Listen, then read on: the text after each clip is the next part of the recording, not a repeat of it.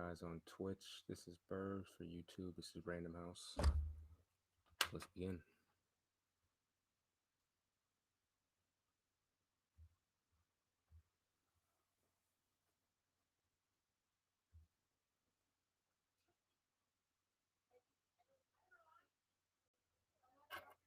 Good afternoon.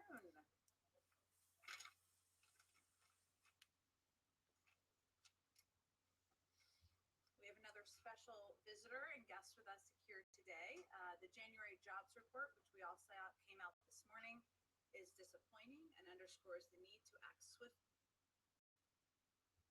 to deliver immediate relief to American families. The bottom line is our economy is digging out of a hole worse than the depths of the Great Recession moving at a crawling pace. Today we're joined by a member of the Council of Advisors, Jared Bernstein, who will walk through the numbers reported today by the Oh yeah, if I didn't say smash the like and subscribe button if you like the video, please do. Department of Labor and how they serve to underline the urgency for the President's rescue plan.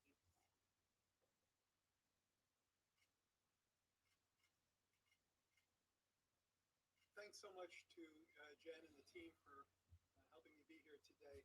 This morning's employment report revealed a stall in the American job creation machine and underscores how precarious a situation our economy is in.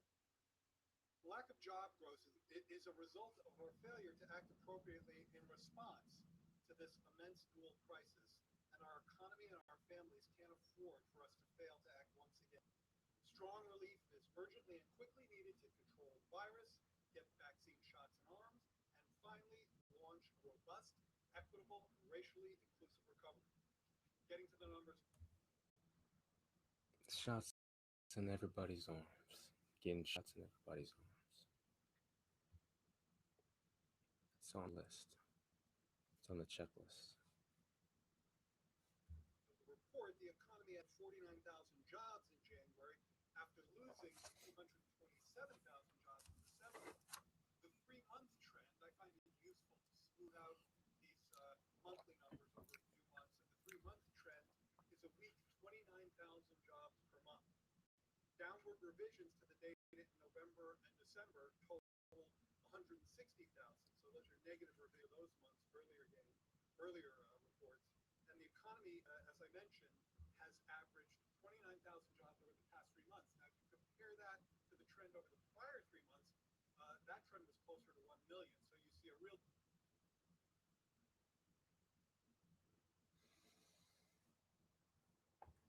Something's going on with my internet live. Let me just try and fix this real quick.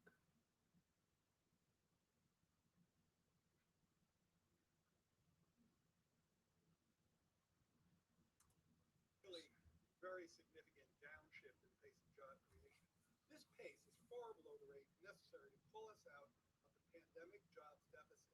There are about 10 million fewer jobs now relative to February. The unemployment rate fell to 6.3%, which still remains almost 3 points above the rate in February 2020 of 3.5% before the pandemic.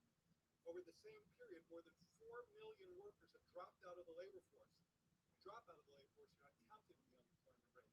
And those dropouts have been disproportionately women. It's clear that there's a need for urgent and sustained action for the duration of this crisis. In January, according to the Bureau of Labor Statistics today, just under 15 million people reported they were, quote, unable to work because their employer closed or lost business due to the pandemic. This number has been about the same since October after falling in the wake of the implementation of the CARES Act from May to September. Long-term unemployment has risen. This is a great concern of the administration, reflecting the duration of the economic crisis and the fact that the virus. It's a great concern. Big old concern. Highly concerned. Unconstrained during most of last year. Almost 40% of the unemployed in January had been so for half a year, 27 weeks or more.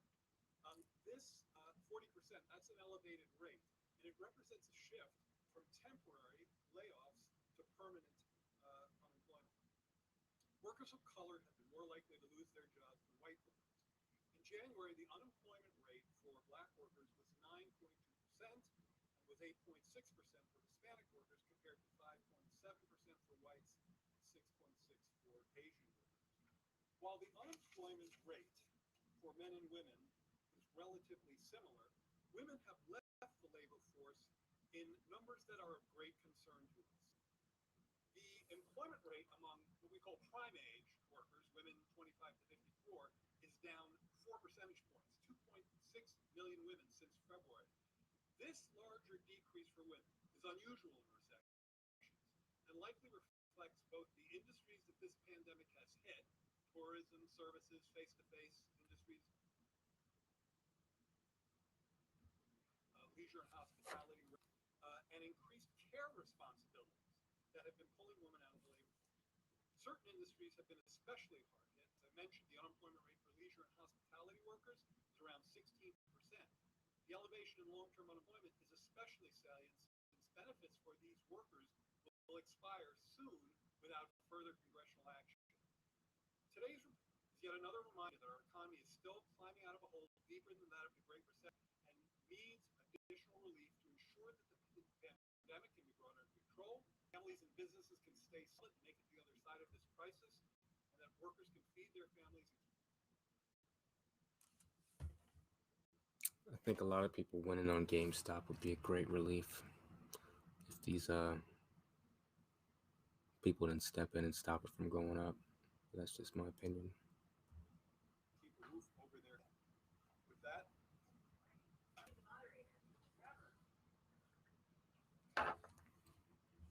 so a couple of questions related to this. First, as far as the $1,400 checks, They're just gonna ask questions while they're both standing there.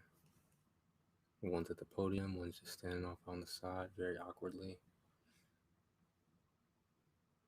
do you think that, is there any economic argument for why those shouldn't go to a broader group of people? Is there any argument for He's not giving that podium up. He's like, I was here. raising the threshold that you need to qualify for that? I think the key argument there is that there are families throughout not just the lower part of the income scale, but in the middle part of the income scale that have been suffering and trying, doing everything they can to get through this crisis. The president has been very clear on an important point here, which is that if you look at teachers, if you look at folks who are in blue-collar professions, if you look at retail workers, healthcare workers, if those folks are unemployed, they can get unemployment coverage and that helps them. But many of those folks have kept their jobs. Many of them are essential workers, yet they've lost hours, they've lost wages, they're struggling to make ends meet. They face nutritional constraints. Often they face foreclosure or eviction moratoria, which, by the way, forbearance, when it comes to mortgage, does not mean forgiveness. So many of these families are accumulating significant debt that will come due. I see a lot of acknowledging the problem, but there's no solution yet. So hopefully that comes in later on. Now, in terms of the parameters, you asked about this. Let's do just a little bit of wonky policy analysis, if that's okay. There are three parameters in play here when we're talking about the checks. There's the threshold, where they come in. There's the level. The president has been firm on 1,400 as a level, which, plus the 600 gets you to 2,000. And then there's the phase out. And it's the phase out range that is that I would say is a variable under discussion in nations that are ongoing. There hasn't been a conclusion, but as the president has said, he is open to that discussion. But just as far as what is the economic argument for changing those phase out numbers? Why shouldn't you just go with what you originally proposed? I think His eyes going up. I think. Yeah, take your time, buddy. Argument is one that we've heard consistently from some critics, which say that those at the very top of the scale, when you get into the realm of $300,000, I think has been mentioned. I think it's arguable that those folks don't need the checks. I think what's important to the president is that we don't lose sight of people in the middle of the income scale who continue to struggle with both the health and economic fallout from this crisis, and these checks target them effectively and efficiently. By the way, this is an important thing that comes from some work by the group ITEP, Institute for Taxation and Economic Policy. If you look at the distribution, who gets the checks, it actually, virtually none of it goes to the very top of the scale, and the vast majority goes to the middle and the bottom. Their percentage gains in income from the checks are double digits compared to those at the top of the scale. So I think that we have to understand that targeting this case means reaching families at the low end, at the middle end, families who have been hit and are struggling with this crisis. Okay, let's try and break that question down, because this guy answered like a paragraph and a half for that question. Let's just rewind and try to.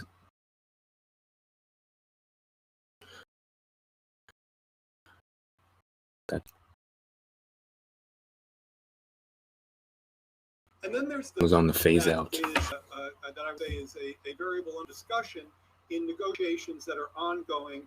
There hasn't been a conclusion, but as the president has said, he is open to that discussion.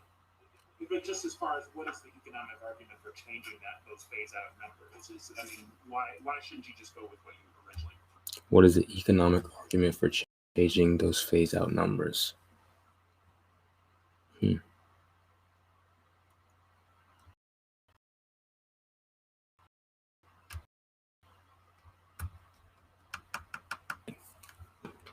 And his answer was, he walked around the question and immediately jumped to, well, the stimulus checks not going to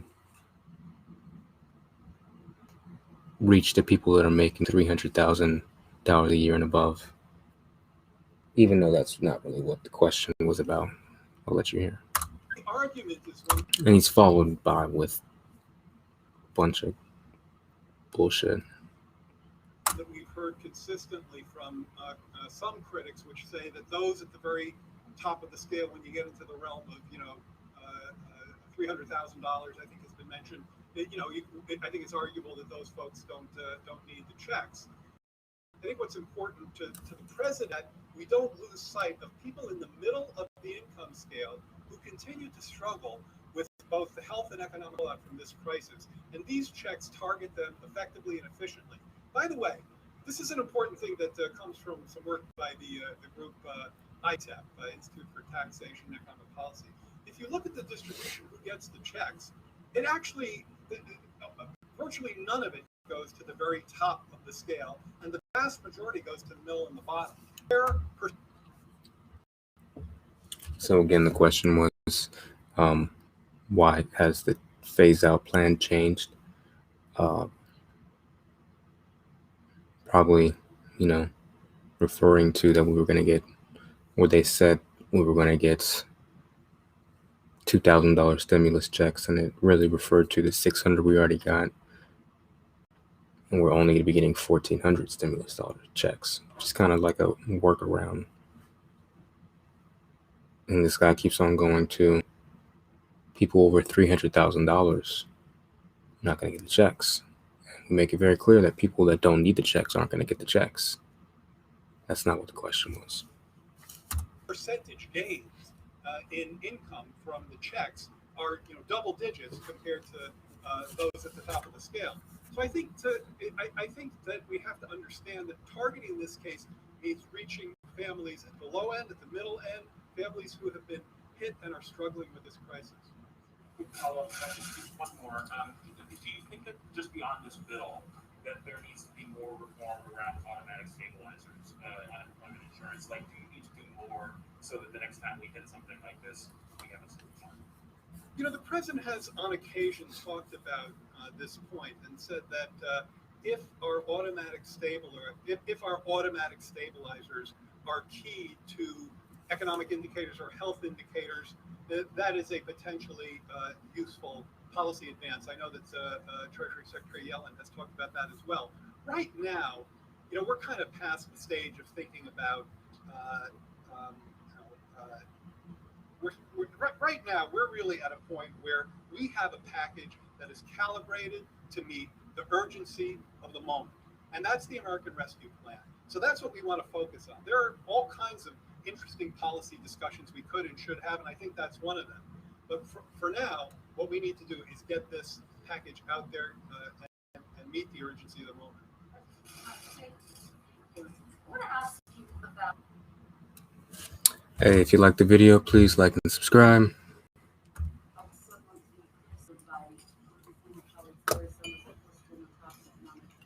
advisors of President Barack Obama, the Treasury Secretary. He has acknowledged the bailout in 2009 by some of the commission he says didn't go far enough. Well, bringing up Obama. He says that this $1.9 trillion proposal It's a source up. risks progressive priorities in the future and could potentially undermine the economy next year. So let me wipe this off my mouth. No, I firmly disagree with that contention. By the way, I wouldn't call the other thing a bailout. That was the Recovery Act, and I think that also. It's like, don't you say nothing against Obama. Don't you say it. He helped him out. Was an effective measure.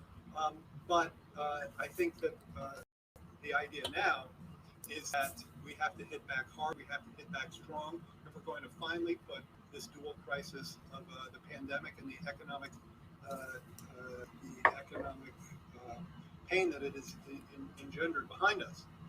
With respect to Larry's point, I mean, one thing is just wrong, which is that our team is dismissive of inflationary risks.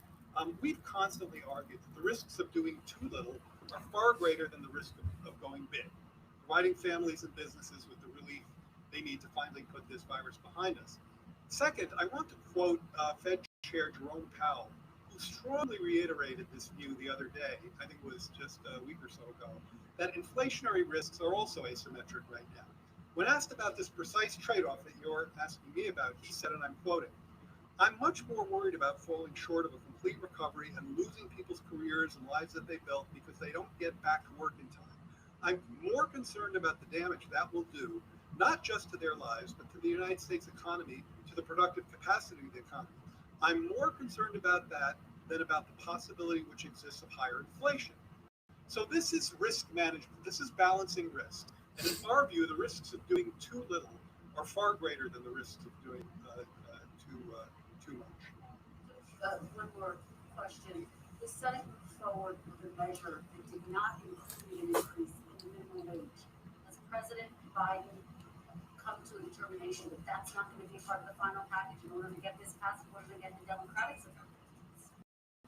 The president has consistently argued that a minimum wage, $15 an hour, is essential to make sure that people, many of whom, millions of whom are essential workers, are not toiling at a minimum wage of $7.25 per hour, which is the federal minimum wage. This idea that somehow, and I've heard this in many questions, and this idea that the minimum wage is somehow orthogonal to this package makes no sense to me, because it is an efficient and effective way to raise the pay of people who are in the bottom end of this workforce, essential workers in retail trade, in healthcare, in sanitation, people who are keeping this economy going, but consistently undercompensated for it. That was trying to find out if like he's in support. Like what was that? I'm going to negotiate that from the podium, as they say. Wait, I have one other point I want to make, though. Getting back to he's getting some zingers out. I love it. This is key from my perspective as an economist who, throughout my career, has been motivated and concerned. I think the theme of my work has always been making sure that this economy, that our economy, the American economy, provides ample opportunities for people from all walks of life, from all parts of the income scale, men and women, persons of color, communities of color, have the opportunities they need to realize their potential. And right now, there is deep unused capacity in this economy, which is targeted by the American Rescue Plan. There are 10 million unemployed people. There are 2.5 fewer women in the labor force than last year. As I mentioned, Black and Hispanic unemployment rates are not got a job market installed.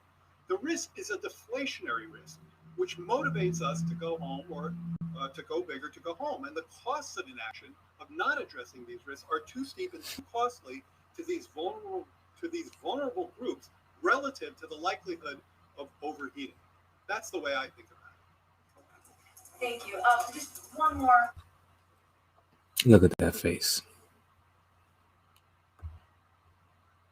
That was a perfect time to pause. This is how he feels about these questions. A follow-up from the other Kristen. Is the White House's economic team, is there anyone on the team that is concerned that the 1.9 million is too big? Is everybody in agreement?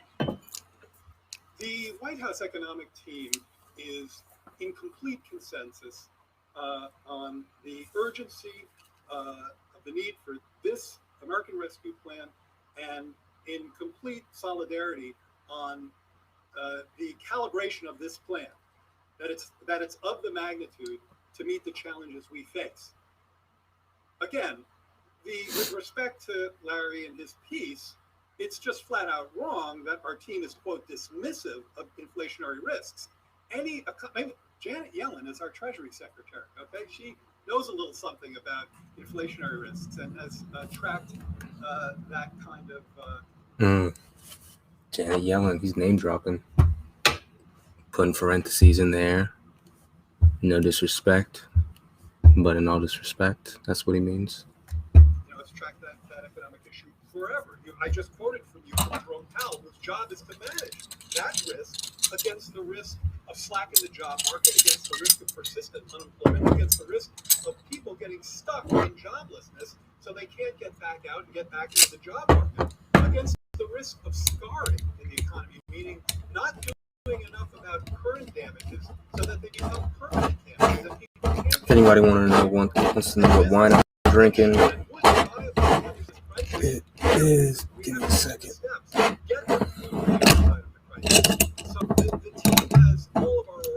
Robert Mondavi, Private Selection, Bourbon, Barrel Age, Cabernet Sauvignon, California, 2018. You might have wants to. It's pretty nice. I like the bourbon barrel aged wine. Is this a concern going forward? Where will you find the money to build back better as the president? I think the way President Biden talks about this is not just resonant, but is also follows an economic logic that I think is very strong. Rescue, recovery. The rescue plan, the American Rescue Plan,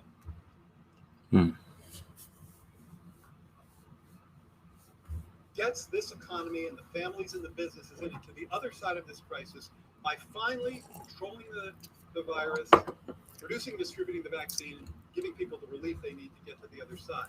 But simply getting back to where we were is a bar that's far too low for the Biden-Harris administration. And that's where Building Back Better and Recovery Plan comes in.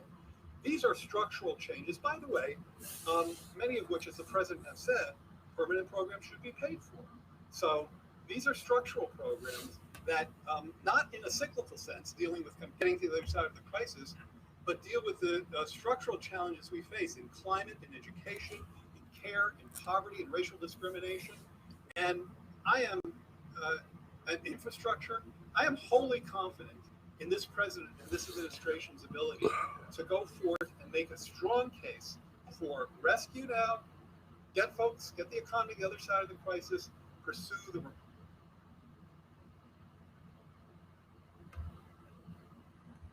But simply getting back to where we were is a bar that's far too low for the Biden-Harris administration. And that's where Building Back Better and the Recovery Plan comes in. These are structural changes, by the way, many of which, as the president has said, permanent programs should be paid for. So these are structural programs that, not in a cyclical sense, dealing with getting to the other side of the crisis, but deal with the structural challenges we face in climate, in education, in care, in poverty, and racial discrimination. And I am, an infrastructure, I am wholly confident He wholly believes in him. Wholly believes in him. In this president and this administration's ability to go forth and make I just a went back to strong that, case just to say that. for rescue now, get the economy to the other side of the crisis, pursue the recovery, the Building Back Better agenda. As they say, I'm confident about that. One point, and then I'll stop. Infrastructure. I get asked about this a lot. And the implication kind of the question is that, well, infrastructure is a Democrat thing and you'll have a run. Let me tell you a little anecdote. Let me tell you a little something. Sometime a year or two ago in the House. And when I finished my testimony, a couple of Republicans, and I won't name them because this was a private one, pulled me aside and said, hey, a Democrat, come here. And they said, we want to do infrastructure, but we can't do it because our boss, President Trump, doesn't have a plan. The plan was really an asterisk. There are, I guarantee you, there are politicians on both sides of the aisle who are champing at the bit to make investments in public Let's turn the goods in volume this up a little country, bit. to do an infrastructure bill that repairs not just but gets into clean energy, into broadband, into the kinds of investments that you've heard the president talk about. So I am confident that we work on rescue now. We'll get to recovery next. Thank you. Thank you very so much. Thank you. He can't wait to get out of there. Well, people often ask me what my favorite part of this job is. I get to call up Jared Bernstein or Jake Sullivan and talk to them about questions and bring them in here as often. She really means I get to watch them shit their pants in front of everybody and try not to make a mistake. And I get to say, I do that as a living. Good luck. As we can, and that's how it should work. I have a couple of items at the top just to go over and update you all on. First, at 3 p.m. this afternoon, Vice President Harris and Secretary of the Treasury Janet Yellen will hold a virtual roundtable with participants from local Black chambers of commerce from across the country to discuss the importance of passing the American Rescue Plan. Local chamber representatives will share on-the-ground experiences during this crisis, ask the Vice President and Secretary questions, and discuss how small businesses in their community are faring right now and what they need. A brief note on the tragic deaths of 2 FBI special agents earlier this week. Acting Attorney General Monty Wilkinson will lead the delegation to both Special Agent Laura Schwarzenberg's memorial service on Saturday and Special Agent Daniel Alpham's memorial service on Sunday. At the request of the President, Homeland Security Advisor Dr. I don't know if I'm allowed to show the PBS NewsHour logo. If anybody knows, let me know if I'm gonna get copyrighted or something. Liz Sherwood Randall will Whatever. accompany the Acting Attorney General to Sunrise, Florida this weekend to attend both services. Last item, tomorrow the White House, and I have a week ahead. Tomorrow the White House will launch a new effort for the President to regularly communicate directly with the American people. This was a question one of your colleagues asked earlier this week. There is a time-honored tradition in the country of hearing from the President in this way, from She got some homework questions.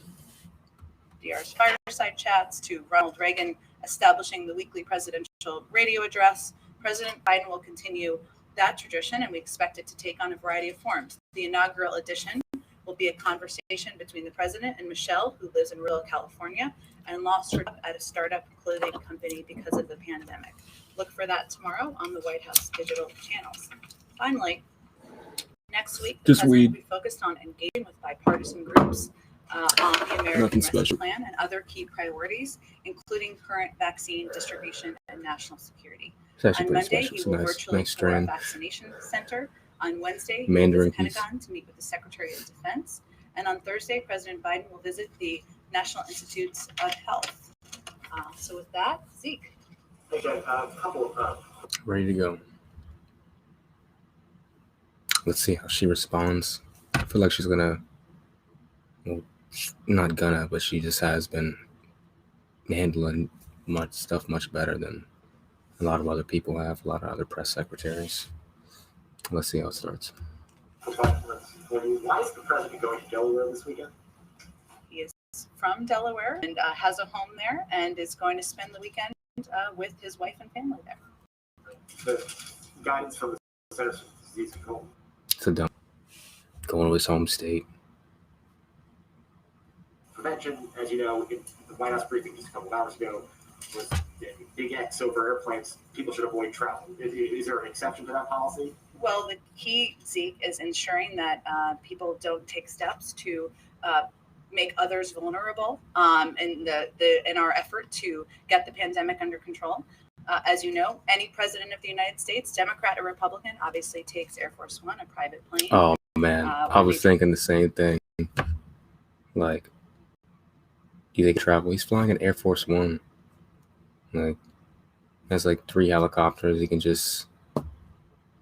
He's not like going through traffic, you know, like bumping elbows with people.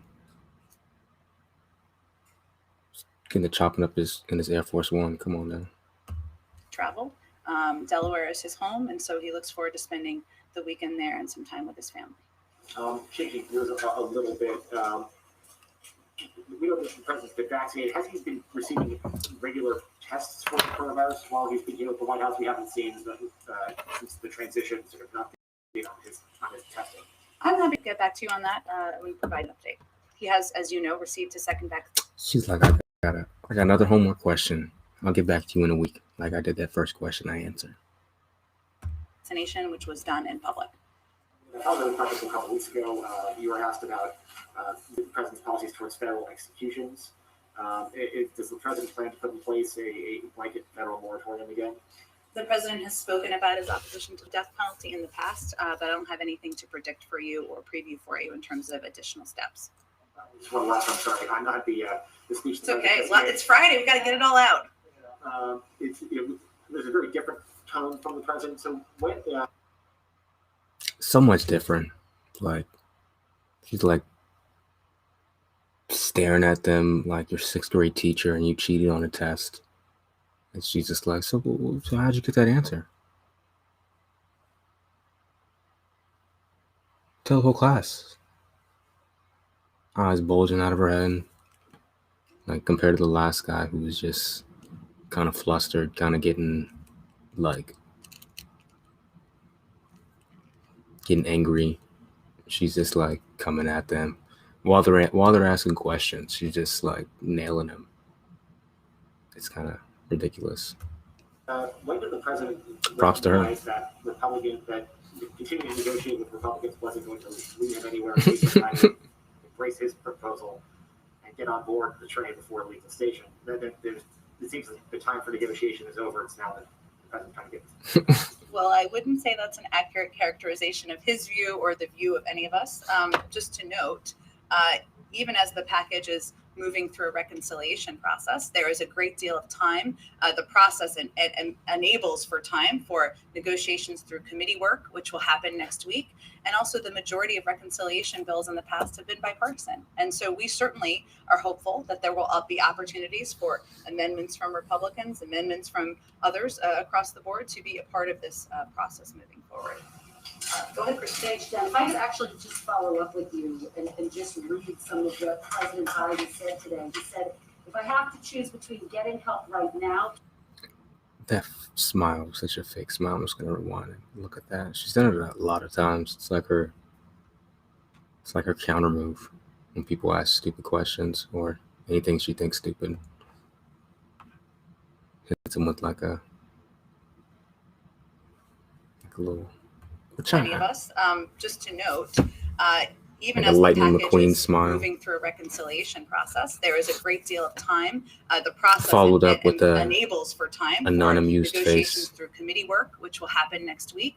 And also the majority of reconciliation bills in the past have been bipartisan. And so we certainly are hopeful that there will be opportunities for amendments from Republicans, amendments from others across the board to be a part of this process moving forward.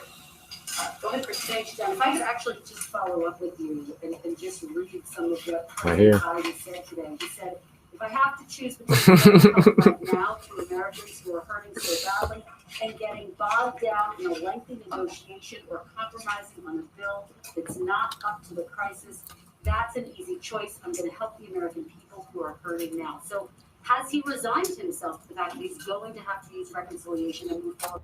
By the way, I'm stopping this video so many times because if you don't stop it every 30 seconds, you're going to get copyrighted, so bear with me. Without 60 votes from the House? Well, he would use reconciliation, right? Congress would use that process. It's a parliamentary procedure, and just in a bill becomes a law moment here, if there's an opportunity to move forward with a bipartisan package, that can happen. But again, I believe it's 18 of 24, and I can double check this, of reconciliation bills in the past have been bipartisan. And a bipartisan bill has 52 votes, 54 votes, 56 votes. But his point, on the last point, then I'll your next question, is that we are not going to sit here and wait for an ongoing negotiation where frankly we haven't received an offer in return, right? A response offer to what the president has proposed, because the American people need the relief now. But it seems as though he has resigned himself to the fact that there will not be 60 votes in the Senate for whatever happens. Well, I think the president listens to the American people who are frankly not too worried. I don't know if I could fake smile that much. Just hit people with a fake smile over and over again. I mean, I was a waiter. So yeah, I've done that before, but yeah. Worried about what parliamentary procedure gets them relief, gets shots in people's arms, and reopens schools. And he is certainly hopeful that there is opportunity for this bill, whatever form it takes, to have bipartisan support. And there's an opportunity to do that. History shows that's precedent. If I could ask you on foreign policy, there's going to be a principals meeting on Iran today. President Biden so far has not accepted or has not moved forward with negotiations over a new Iran nuclear deal. When is the time frame for that? See, like page 5, I knew this was coming up. That to happen, and does he think he'll be able to get Democrats on board with this, Jim? They were quite critical in 2015. Well, first, you asked this question first and smartly. So on this meeting today, and I know that the interagency process is a little foreign in this building and in the government because of Bringing the old Trump slogan smartly, bigly. the last 4 years. So this is a principals committee meeting. We're not going to confirm every one of these, but for the sake of educating everyone, not in this room, but people who are watching, it's the focus is broadly on the Middle East. I'm sure Iran will be a part of the discussion, as it's an important issue, an important priority for the president and for many of our partners and allies around the world. But this is not a decisional meeting. It's not a meeting where policy will be concluded, and it's not a meeting the president of the United States will be attending. So this is a normal part of the interagency. Chitoti, why does she want to talk about Iran? What's up with that? She just completely avoided the question. Policy process, just as there are meetings about immigration, criminal justice, the economy every single day across government.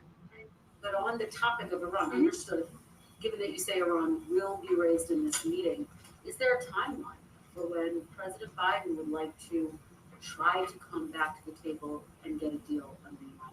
Well, that's really up to Iran. If Iran comes back, I feel like she suffers from and I do this at the same time. Sometimes when I have a mask on, I know no one can see my face, so I can bite my lip or make a face or something.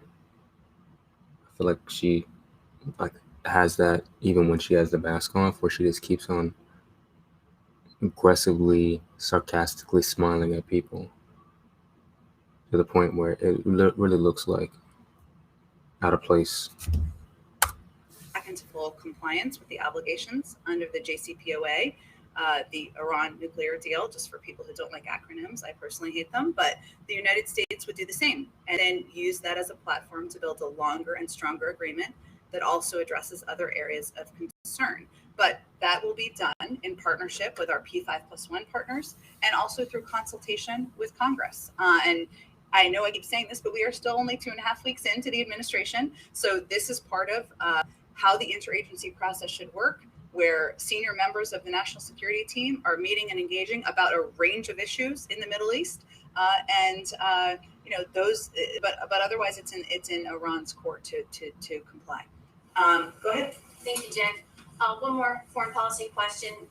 During President Biden's big foreign policy address yesterday, he didn't really mention Afghanistan. Why not? And where is he on the full withdrawal of U.S. troops from that country?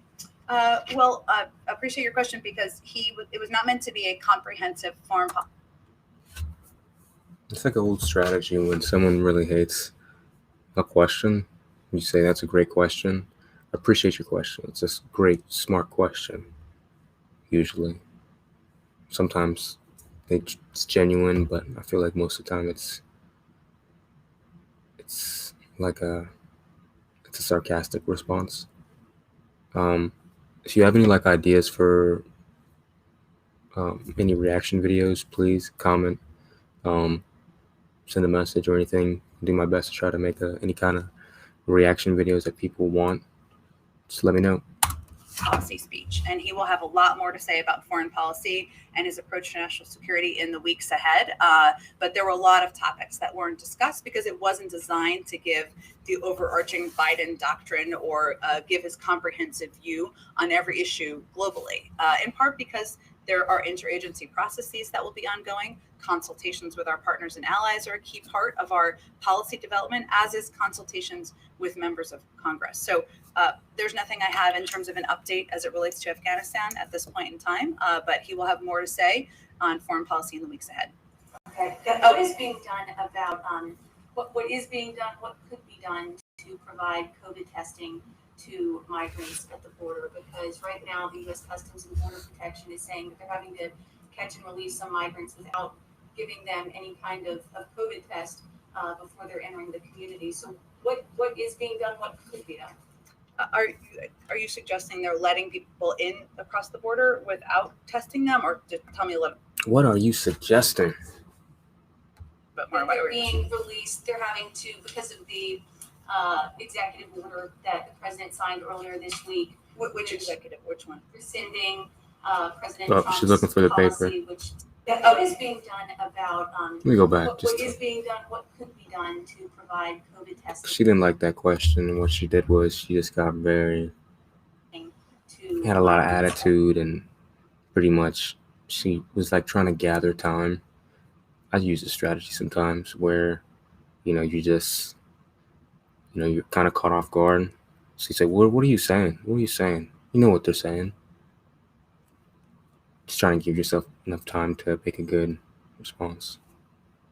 And then as she's saying that, she's going through her papers looking for probably a correct response, sarcastic smile, followed by whatever phrase. at the border, because right now the U.S. Customs and Border Protection is saying that they're having to catch and release some migrants without giving them any kind of COVID test before they're entering the community. So what is being done? What could be done? Are you suggesting they're letting people in across the border without testing them, or just tell me a little bit more about They're what you're saying? being released. They're having to, because of the executive order that the president signed earlier this week, Which executive? Which one? rescinding President Trump's policy, which stopped catch and release. They're saying that they're having to release some migrants into the community before they know for sure that they do not have COVID, and they're worried that it could spread in the community. Is there anything being done at the federal level to make sure that this is not contributing to the spread of coronavirus in this country? Well, certainly the reason we put in I see the next time that I watched that, it was kind of like the reporter was kind of stumbling, and she was just looking at her poor girl, you poor girl, spit it out, get your question out. I'm not going to bite you. number of protections in terms of travel and otherwise is to keep the American people safe. But I haven't seen that report. I can't validate the accuracy of it, but I'd certainly point you to the Department of Homeland Security for more specifics about what's happening at the border. Go ahead. Thank you. You continue to say that you're hopeful that Republicans will still get on board. They can achieve bipartisanship. But we haven't seen any movement on the Republican side. The fundamental differences remain the same. What gives you hope and optimism that Republicans are suddenly going to come around here? Well, I think the vast majority of the American people. Obama put hope on his T-shirts. Biden's best friends with Obama. He knows a lot about hope. Man. Support this this package that would bring relief to American families, that would get shots in the arms of the American people, and would help reopen schools. Those are not Democratic ideals. They're not Republican ideals. They are American ideals. So we still keep the door open to seek ideas to make the package stronger from any Republican or other Democrats who want to bring them forward. Given the president's remarks earlier and his change of tone, it does seem that he is now okay if this does happen just with Democratic support, despite those hopes and despite his calls for unity. Well, first of all, the president ran on unifying the country and putting forward ideas that would help address the crises we're facing. He didn't run on a promise to unite the Democratic and Republican Party into one party in Washington. This package has the vast majority of support from the American public. This is something that people want. They want to see it pass. They want these checks to get into communities. They want this funding to go to schools. They want more money for vaccine distribution. He is certainly not, I wouldn't draw that conclusion. He is somebody who is keeping the door open. He will remain engaged with Republicans in the days ahead. As you know from covering the Hill, there's still several steps in the process here to move it forward. We saw even some actions last night in Vote-A-Rama, which is my favorite term of the week, where there was bipartisan support for ensuring the checks were targeted. My favorite term of the week is GameStop. When is that question going to come up? When is somebody going to stumble through that question? There was bipartisan. I know somebody asked a question about minimum wage earlier. There actually was bipartisan support on that, including from Senator Bernie Sanders, for making sure that it wasn't implemented immediately. There is bipartisan support for helping small businesses. There's disagreement, certainly on the size, but there is a shared view that the American people need relief, and it is our responsibility to keep the door open to any good ideas that come forward. And on the minimum wage, do you feel that this bill is your best shot at getting a hike? Does it become more difficult